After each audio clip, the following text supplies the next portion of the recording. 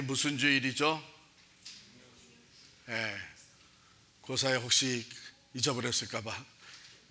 오늘이 종려주일 팜 선데이면서 동시에 고난주일 패션 선데이입니다. 이게 사실 두 개가 서로 어울리지 않는 것인데 왜 종려주일인가? 여러분 잘 아신 대로 예수님을 대환영했던 이 이스라엘 사람들, 백성들이 종려나무 가지를 흔들면서 환영했기 때문에 팜 선데이, 종려주일이다 이렇게 부릅니다. 성경에서 종려나무는 의와 아름다움 그리고 승리, 빅토리를 상징합니다. 오늘 본문에 그 외에 나타난 상황들을 보면 어린 나귀 새끼를 데려와서는 그 위에 겉옷을, 제자들이 겉옷을 벗어서 이렇게 올려놓습니다. 어린 나귀 새끼, 아무도 아직 타보지 않은 어린 나귀 새끼니까 당연히 안장이 없죠. 그러니까 겉옷들을 벗어서 임시 안장으로 만든 것이죠. 예수님이 거기 올라타실 수 있도록. 얼마나 기쁜 마음으로 지금 이런 일들이 진행되는지 모릅니다. 대환영이죠. 그 다음 36절에 보면은 군중들은 자기들 겉옷을 벗어서 길에다가 쭉 갑니다. 레드 카펫이죠. 대환영을 하면서 왕으로 오시는 예수님을 맞이하는 모습입니다. 그리고 듣기야는 종려나무 가지를 흔들면서 큰 소리를 외치는데 찬송하리로다 주의 이름으로 오시는 왕이여 하늘에는 평화여 가장 높은 곳에는 영광이로다. 여러분 다른 복음서에는 우리 여기 기록되지 않았지만 다 호산나, 호산나. 오늘 시작부터 우리가 호산나를 외치면서 예배를 드리고 있는데 호산나의 뜻이 뭐죠? Save now. 지금 구하소서. 지금 우리를 구하소서. 그러니까 메시아를 맞이하고 구원자를 영접하면서 크게 그 승리를 선포하는 이런 행렬입니다. 여러분 이것은 누가 봐도 새로운 새 왕이 입성하는 모습이에요. 그렇기 때문에 입성과 함께 이제 성 안에 들어가시면 왕으로서의 즉위식을 할 것을 누구나 기대하게 되는 것이죠. 왕으로 입성하시는 이 모습은요, 예수님이 원하셨던 것입니다. 조금 색다르죠. 그 전에는 공생애를 하시면서 사람들이 임금을 삼으려고 했을 때 스스로 피하셨습니다. 심지어는 자기가 그리스도인 것을, 기름 부음 받은 메시아인 것을 다른 사람에게 알리지 말라. 하나님의 놀라운 능력으로 기적을 행하고서는 아무에게도 이르지 마라. 이렇게 쭉 해오셨는데 이제 이 땅에서의 마지막 한 주일을 남겨놓고서는 이것을 공개적으로 선포하시는 거예요. 그걸 예수님이 원하셨다는 것을 우리가 성경에 오늘 본문에서 적어도 세 군데서 찾아볼 수 있어요. 먼저 28절 제일 첫 절을 읽었던 첫 절을 보면 예수께서 이 말씀을 하시고 예루살렘을 향하여 앞서서 가시더라 그랬어요. 예수님의 그 적극성을 보여주는 것입니다. 억지로 가신 길이 아닙니다. 우연히 가신 길이 아닙니다. 그래서 해도 좋고 안 해도 좋은데 원하니까 하는 그런 것이 아니고 예수님이 적극적으로 앞서서 나아가시는 모습입니다. 31절에 보면 나귀 새끼를 데려오라고 하시고 만일 누가 너에게 어찌하여 푸느냐 묻거든 말하기를 뭐라 그러겠어요? 주가 쓰시겠다 하라.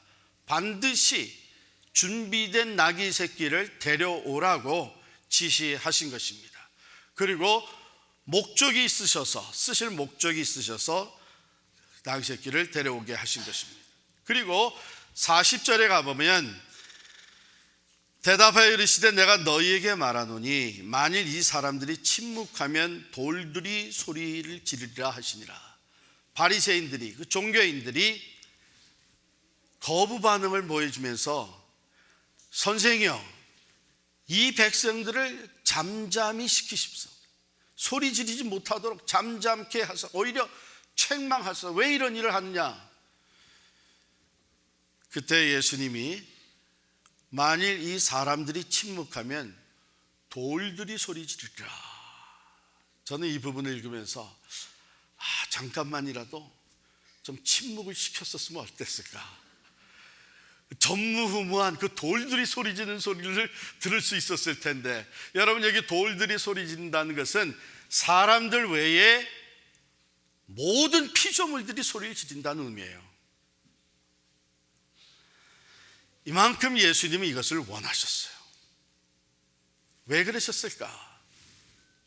이제 이 땅을 떠나기 전에, 이제 죽으시고 부활하시고 승천하시기 전에 이 땅에서 마지막으로 보여주고 싶은 것이 있었는데, 왕으로서의 주님을 보여주고 싶으셨습니다. 약속된 메시아, 구원자, 왕으로 오신 예수 그리스도 자신의 모습을 이제는 공개적으로 이런 커다란 이벤트를 통해서 선포하고 계신 거예요. 뿐만 아니라 이것은 하나님의 말씀을 그대로 성취했던 사건 중에 하나입니다. 스가랴 9장 9절에 보면 시온에 따라 크게 기뻐할지어다, 예루살렘에 따라 즐거이 부를지어다. 보라, 내 왕이 내게 임하시나니 그는 공의로우시며 구원을 베푸시며 겸손하여서 나귀를 타시나니 나귀의 작은 것 곧 나귀 새끼니라.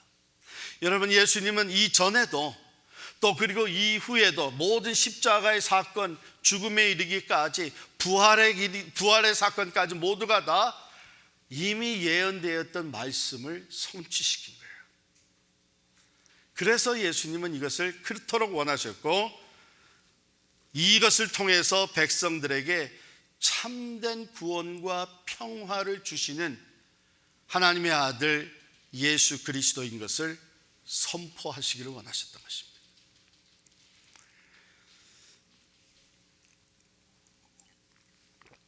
그런데 또 이것이 왜 오늘이 고난주일이냐, 패션 선데이냐? 우리가 잘 아는 대로 오늘로 시작해서 고난주간이 이어집니다. 예수님은 이 고난주간을 시작하시면서 예루살렘의 멸망을 예고하셨고, 곧바로 사랑하던 제자에 의해서 배신을 당하십니다. 팔려가십니다. 붙잡혀서 종교재판과 정치재판을 받으시면서 모욕을 당하십니다. 끝내는 십자가를 지고 채찍에 맞아 피를 흘리면서 골고다 언덕에 오르십니다. 그리고 십자가에 달려서 갖은 수치와 고난을 당하시며 죽으십니다. 왕으로, 승리자로 오신 것을 상징하는 종료주일 팜 선데이와 고난과 죽음을 당하시는 것을 의미하는 이 고난주일 패션 선데이, 여러분, 이 두 개는 다른 것이 아니라 하나를 의미합니다. 평화, 참된 평화를 의미합니다. 이 승리의, 기쁨의, 찬양의 종료주일, 그리고 고통과 수치와 죽음의 고난, 이 사이에 계시는 예수님의 모습, 42절입니다. 예수님이 우셨습니다. 가까이 와서 그 대환영을 받으시고 예루살렘 성 가까이 오신 그 성을 보시면서 눈물을 흘리셨습니다.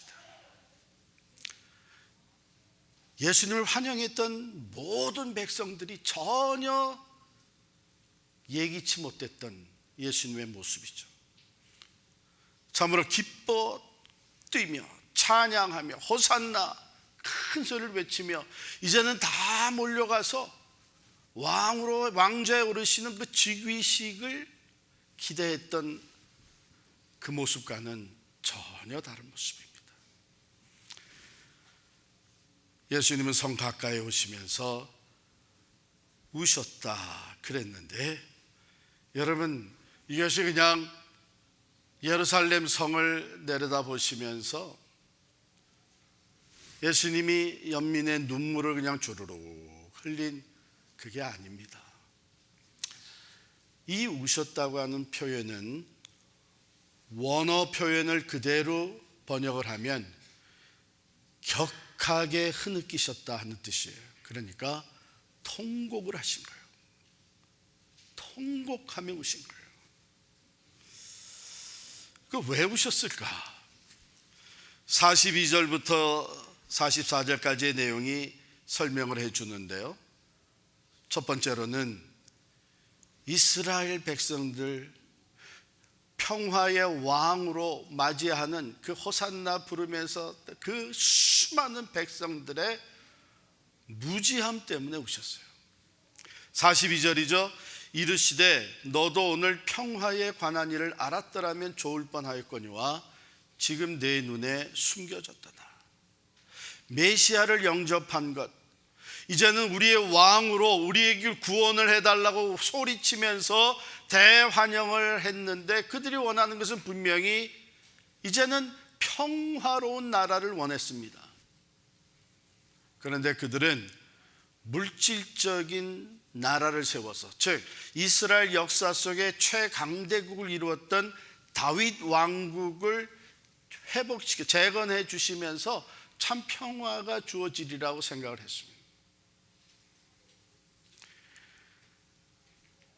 그런데 예수님은 그들을 보면서 통곡하시며 눈물을 흘리신 이유가, 너도 오늘 평화에 관한 일을 알았더라면 좋았을 뻔하였거니와 지금 내 눈에 숨겨졌도다. 평화를 원하지만 참 평화가 뭔지 모르는 백성들, 평화의 왕으로 맞이하지만 그 평화가 어떻게 이루어질 수 있는지를 모르고 있는 백성들, 그들의 무지함으로 인해서 예수님은 통곡하셨습니다. 여러분, 이 평화의 소식은, 이 평화의 복음은 일찍이 구약 성경에서 계속 예언되어져 왔던 것입니다. 이제 메시아가 오시게 될 것이고, 그 메시아가 참 평화와 자유를 가져다 주실 것이고 진정한 구원을 이루어 주실 것이라고 하는 말씀이 쭉 예언되어져 왔는데, 그 말씀은 모두가 다 온 세상 죄를 대신 지고 가시는 하나님의 어린 양 예수 그리스도에 대한 예언이었습니다. 그런데 그가 막상 왔을 때에 그들은 그에게서 요구했던 것이, 우리의 인간의 죄 문제를 해결해서 먼저 하나님과 사이에 죄의 담이 다 허물어지고 단절된 관계가 다시 회복됨으로 말미암아 하나님이 주시는 참된 평화가 이루어지는 것을 깨닫지 못했습니다. 그러나 이 땅에서 다시 물리적인 나라를 회복하고 강대국을 이루게 되면 거기에 참 평화가 있으리라고 착각을 하고 있는 이 백성들은 수없이 참 평화의 소식이 예언되어지고 그 평화를 이루실 예수 그리스도에 대한 그의 고난과 죽음이 예언되어졌지만, 그들은 막상 이 예수를 맞이할 때에 자기들이 기대하고 자기들이 원하는 이 세상적인 메시아, 이 세상의 나라를 원했던 것입니다. 이 무지한 백성들을 본 그들은 듣기는 들었지만 이해하지 못했고, 수많은 기적과 하나님의 능력을 보았지만 깨닫지를 못했습니다. 이사야 53장에 있는 말씀 그대로, 그가 찔림은 우리의 허물 때문이요 그가 상함은 우리의 죄악 때문이라. 그가 징계를 받음으로 우리는 평화를 누리고 그가 채찍에 맞음으로 우리는 나음을 받았도다. 이미도 이런 고난의 종, 고난의 메시아가 예언되어져 있지만 그들은 이것을 받아들이지 아니하고 자기들이 원하는, 기대하는 메시아 왕으로 맞아들였다가 그가 고난의 길을 가고 십자가를 지게 될 때에 그들은 한결같이 Crucify him, 자기들이 기다렸던 메시아가 오셨건만 오히려 그를 십자가에 못 박으라고 소리질렀던 것입니다. 그들의 무지함을 보고 우셨을 뿐만이 아니라 두 번째로 예수님은 그들이 이제 장차 당할 심판 때문에 우셨어요. 43절입니다. 날이 이를지라 내 원수들이 토둔을 쌓고 너를 둘러 사면으로 가두고 또 너와 및 그 가운데 있는 네 자식들을 땅에 메어 치며 돌 하나도 돌 위에 남기지 아니하리니 이는 내가 보살핌을 받는 날을 알지 못함을 인함이라. 진정한 메시아가 오셨지만 그를 맞아들이지 아니하고 하나님의 말씀에서 벗어나 자기들이 기대하고 원하는 왕을 삼으려고 했던, 그것으로부터 평화를 얻으려고 했던 이 백성들은 오히려 장차 끔찍한 하나님의 진노와 심판을 받게 된 것이었습니다. 예수님은 이제 가까운 미래에 펼쳐질 로마의 공격을 이미 내다보고 계셨습니다. 주후 70년 로마 황제 티투스가 예루살렘을 완전히 정복하면서 그의 이 예루살렘 성을 진멸시킬 때에 돌 위에 돌 하나도 남기지 아니하도록 완전히 부셨습니다.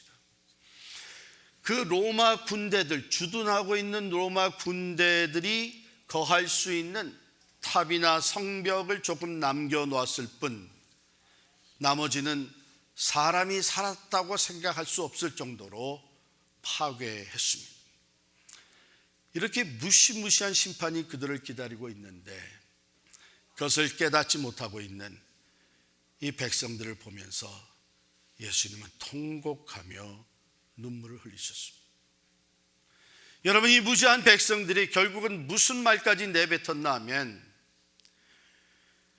예수께, 나사렛 예수님께 대한 실망과 또 종교 지도자들의 선동으로 인해서 그가 하나님을 모욕한 큰 죄인이기 때문에 당연히 죽어야 된다고 하는 이 거짓 모함에 전부 빠져들어가서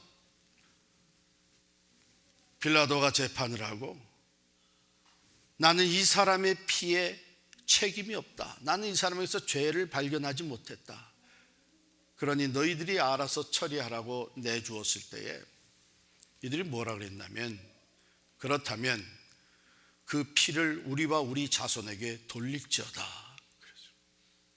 끔찍한, 스스로 자기와 자기의 자손들을 저주하는 말을 내뱉었습니다. 우리는 역사 속에서 어떻게 이 일들이 그대로 펼쳐졌는지를 유대인들의 역사를 통해 잘 알고 있습니다. 임박한 하나님의 진노와 심판이 얼마나 무서운 건지를 모르고 당당하게 말했던 그 백성들, 예수님은 그들이 겪어야 되는, 감당해야 되는 그 하나님의 심판을 내다보시며 통곡하시면서 오셨습니다. 잘됐다 하시는 것이 아니죠. 마음 아파하시면서 불쌍히 여기면서 참 평화의 왕을 알아보지 못하고 그 결과 끔찍한 심판에 이르게 되는 그들을 안타깝게 불쌍히 여기며 눈물을 흘리셨던 것입니다. 우리는 이 예수님의 눈물에서 분명히 확인할 수 있는 것이 있습니다. 그래서 예수님은 모든 사람이 구원에 이르기를 원하십니다.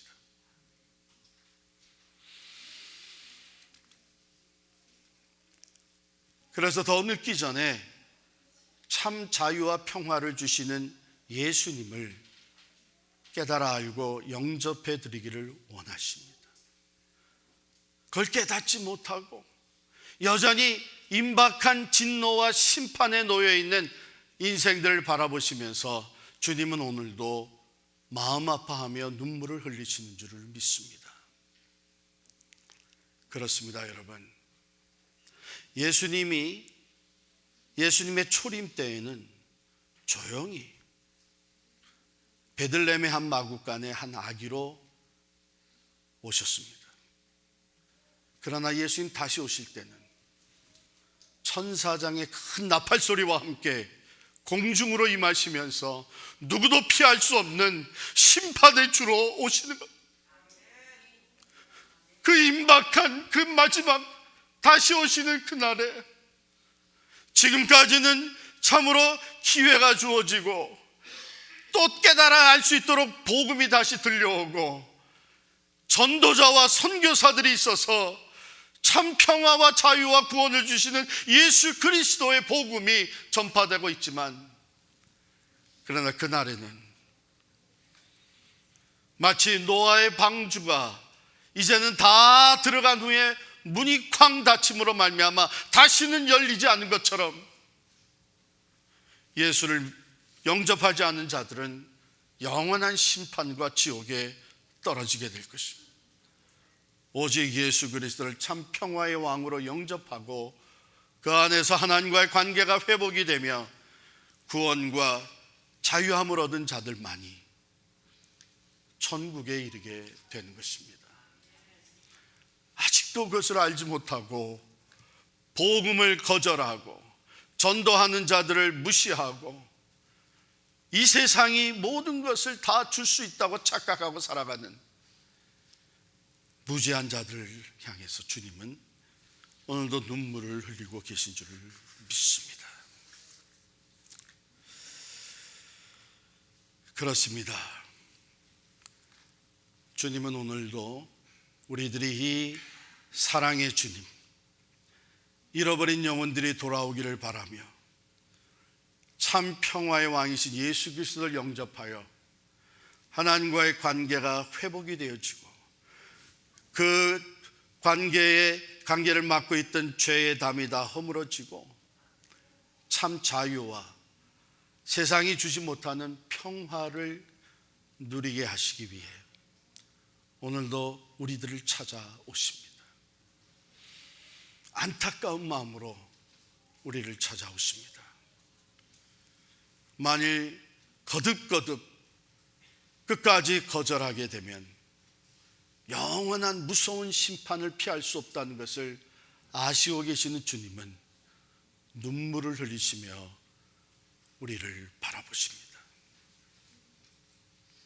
사랑하는 성도 여러분, 혹이라도 여기에 계신 분들 중에 어느 한 분이라도 아직 이 예수 그리스도를 개인의 구주와 평화의 왕으로 영접해드리지 않은 사람이 있다면 더 지체 말고 오늘 그 예수님을 영접하시기를 바랍니다.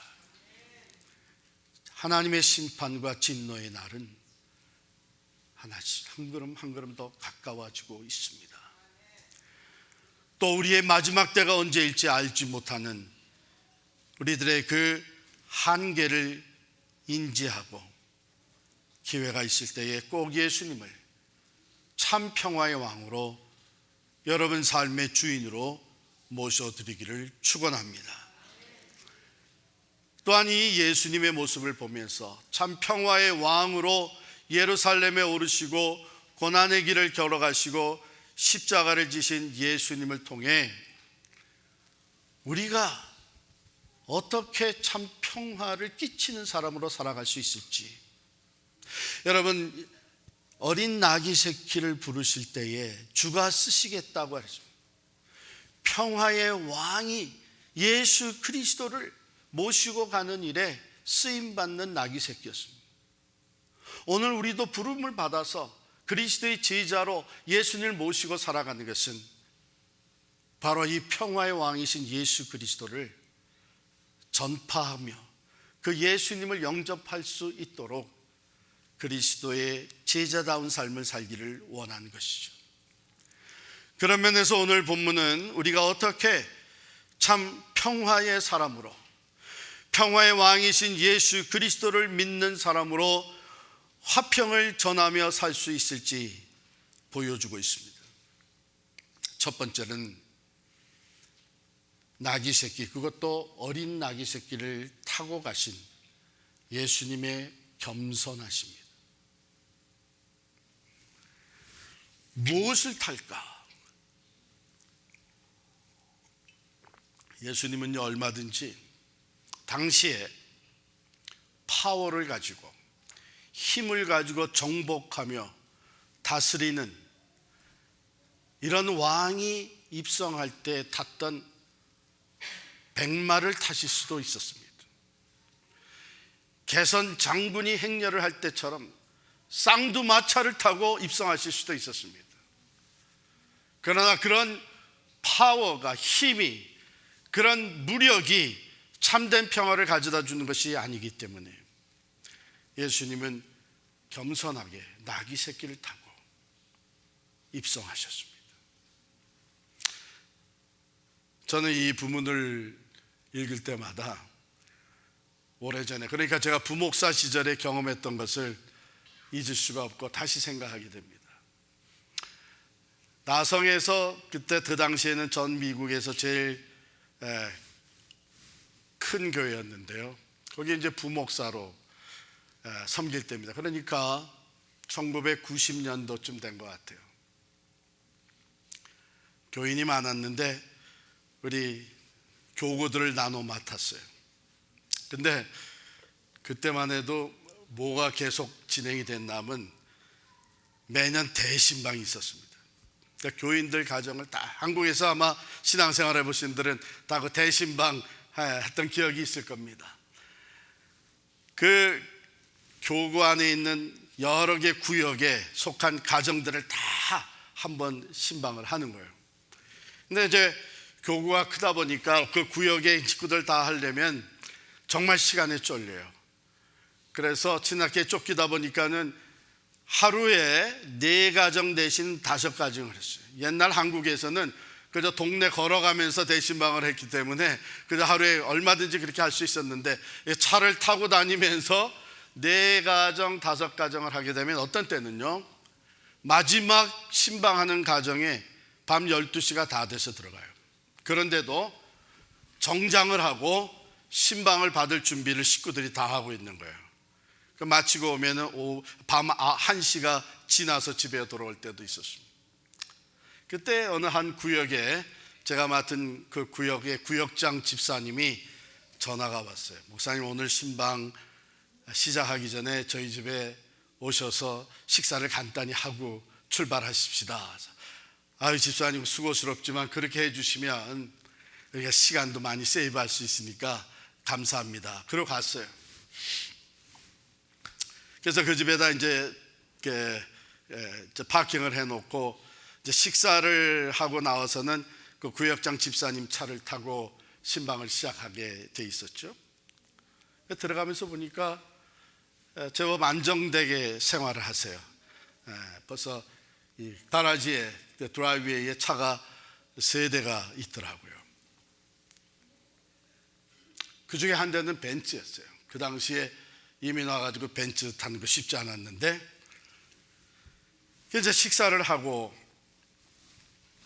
제 생각에는 오늘 모처럼 벤츠 타고 신방하는구나. 그래서 나왔는데 그 3대 중에 가장 별 일 없는 차를 빼가지고서는 저보고 타라는 거예요. 그게 또 제 생각에 벤츠라고 되게 아끼시네. 그래서 전 탔어요. 타고 가면서 집사님이 하신 말씀이, 목사님, 이게 좋은 차로 모셔야 되는데 이게 제일 초라한 차로 모셔서 죄송합니다. 그런데 목사님, 우리 구역에는 또 오늘 신방하는 가정 중에 참 어려운 가정들이 있습니다. 이렇게 시작한 그날의 신방은 참 은혜가 넘쳤습니다. 가정마다 가서 간절하게 말씀을 나누고 기도하였죠. 왜냐하면 차가 타고 가면서 내가 먼저 은혜를 받았기 때문에. 높은 자리를 추구하면서 나 자신을 나타내기를 원하고 내가 누구보다도 앞서기를 원하는 마음 가지고는 화평을 이룰 수가 없습니다. 경쟁과 비교의식을 유발시키는 것은 충분히 하겠죠. 그러나 다른 사람과 참 화평을 이루기 위해서는 어린 나귀 새끼를 타고 들어가신 주님과 같이 낮아져야 하는 것입니다. 낮은 곳으로 내려가야 합니다. 나 자신을 낮추고 겸손히 행해야 되는 것이 화평하는 자의 길입니다. 두 번째로 예수님은 눈물을 흘리셨습니다. 연민의 눈물이 정말 통곡하며 마음 아파하며 눈물을 흘리셨어요. 우리가 전도를 하다 보면 거부 반응을 보이는 사람들이 적지 않겠습니다. 특별히 가족들 중에 또 친지들 중에 너 또 전도하려면 아예 우리 만나지 말자 이렇게까지 나오는 친구들도 있죠. 그럼 우리 속이 어때? 야, 너 복 받으라고 하는 건데 그러면서 아주 미워지기도 하고, 그러다가 뭐 좀 잘못되면 그거 봐, 뭐 말은 못해도 속으로. 그건 화평을 이루는 자의 길이 아니죠. 예수님은 자기가 참 평화의 왕으로 온 것도 깨닫지 못하고 오히려 자기를 십자가에 못 박으라고 소리지를 이 백성들을 보면서 그들을 불쌍히 여기는 마음으로 통곡하며 눈물을 흘리셨습니다.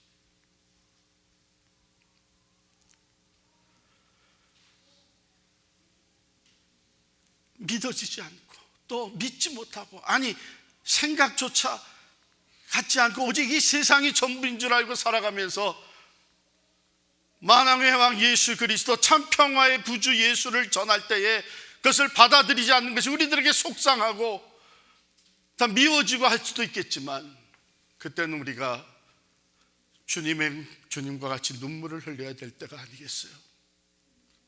불쌍히 여기는 마음, 정말 저렇게 계속 치닫다가는 임박한 심판과 진노를 받을 수밖에 없는데, 평화의 왕 예수님은 안타까운 마음으로 눈물을 흘리시고 고난의 길을 계속하셨습니다. 그리고 끝내는 참 평화를 주시기 위해서 십자가를 지셨습니다. 그 주님께서 우리에게 주신 말씀, 아무든지 나를 따라오려거든 자기를 부인하고 자기 십자가를 지고 나를 쫓을 것이니라.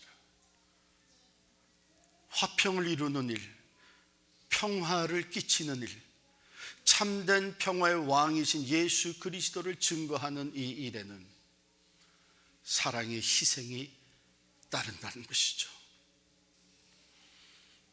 예수님이 그 희생의 십자가를 지심으로 말미암아 하나님과 우리와의 맡겼던 죄의 담을 다 허무시고 그 죄값을 다 치르시고 화목하게 하셨고, 뿐만 아니라 그 십자가를 중심으로 유대인과 이방인이, 이웃과 이웃이, 사람 사이가 화평할 수 있는 길을 열어주셨습니다.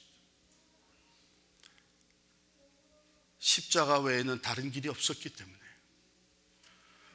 오직 그 십자가의 대속의 제물이 되는 것만이 죄인들로 하여금 하나님과의 관계를 회복시킬 수 있는 유일한 길이었기 때문에, 오직 그 십자가의 사랑만이 원수되었던 자들이 서로 하나가 될 수 있는 화평의 길이었기 때문에 그 길을 가셨습니다.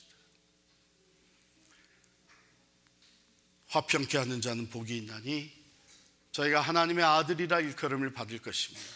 하나님의 아들 예수 그리스도입니다. 유일하신 독생자 예수 그리스도이십니다. 그런데 우리가 하나님의 아들이라고, 하나님의 딸이라고 일컬음을 받을 수 있는 이유는 예수 그리스도께서 그 하나님의 아들이 하신 가장 크고 존귀한 일, 바로 화평케 하는 일을 이루셨기 때문에 우리가 그 일을 감당할 때에 우리 또한 하나님의 아들이라고, 하나님의 딸이라고 인정을 받게 된 것입니다.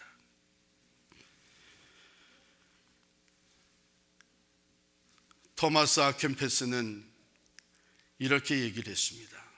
그리스도를 본받아라고 하는 여러분 잘 아시는 그 책에서 그리스도인이란 평화로운 자이며 평화를 만드는 자이다. 그리스도인이란 peaceful man이며 peacemaker다 그랬습니다. 주님은 우리를 먼저 부르셔서 우리의 참 평화의 왕이 되시고 하나님의 평화를 우리에게 주실 뿐만 아니라 우리로 하여금 피스메이커로 살아가기를 원하십니다. 평화의 사도로 다른 사람들에게 평화를 끼치며 화목을 이루면서 살아가기를 원하십니다.